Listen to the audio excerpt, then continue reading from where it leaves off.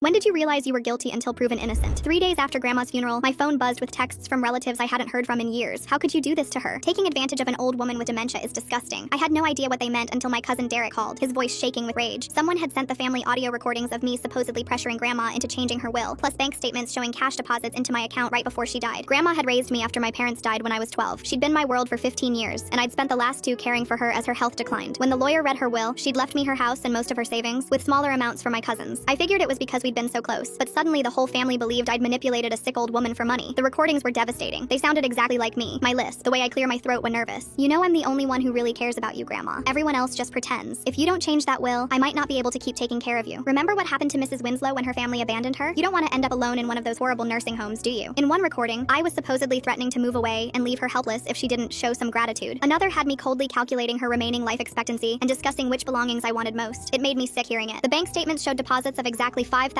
every month for 6 months. Supposedly payments from Grandma for care, but I'd never asked her for money. I paid for everything from my own paychecks, even using my savings for her medications and home health aid. My cousin Brody, who'd expected to inherit the house, was leading the charge to contest the will. The family hired a lawyer and froze all of Grandma's accounts while they investigated the elder abuse. That's when I remembered something that had bothered me. Brody had insisted on installing a new security system at Grandma's house 6 months before she died, claiming it was for her safety. He'd spent way longer than necessary setting it up, saying he wanted the cameras to capture everything important. I still had access to the house, so I went back and dug through the system. The cameras had been recording continuously, and Brody had been the only one with remote access. Going through that footage was awful, but I found something Brody had missed. While he'd been careful to delete most of his visits, there was one timestamp showing him in Grandma's study at 2 a.m., sitting at her computer with professional audio equipment spread across her desk. I recognized the setup because Brody worked as a sound engineer at a recording studio. The date was 2 weeks before the first suspicious bank deposit, and you could clearly see him holding up printed emails while speaking into a microphone, obviously creating the fake recordings of my voice. I downloaded everything and made copies. Then I did exactly what Brody had done to me. I sent the security footage to every single family member, along with screenshots of Brody's professional profile highlighting his expertise in voice synthesis and audio manipulation. I included bank records showing the $5,000 deposits had actually come from Brody's own account, apparently an attempt to make it look like she was paying me for care. The timestamps proved he'd been planning this for months. The family meeting was brutal. When we confronted Brody with his own security footage, he completely broke down and admitted everything. He'd used AI voice cloning technology from his recording studio to create fake conversations with Grandma. Turns out he'd been embezzling money from the studio for years to fund a gambling addiction. When his business partner started asking questions, Brody had assumed he'd inherit enough from Grandma to cover the missing money and avoid prison. When Grandma left everything to me instead, he panicked and tried to frame me for elder abuse so he could contest the will. His own mother made him confess everything to the lawyer. The will was settled in my favor, and Brody had to pay back the $30,000 he'd already borrowed against his expected inheritance. But when his business partner found out about the embezzlement, Brody disappeared overnight. He fled before anyone could stop him, abandoning his family and leaving behind a trail of debt and destroyed relationships. Last I heard, there's still a warrant out for his arrest.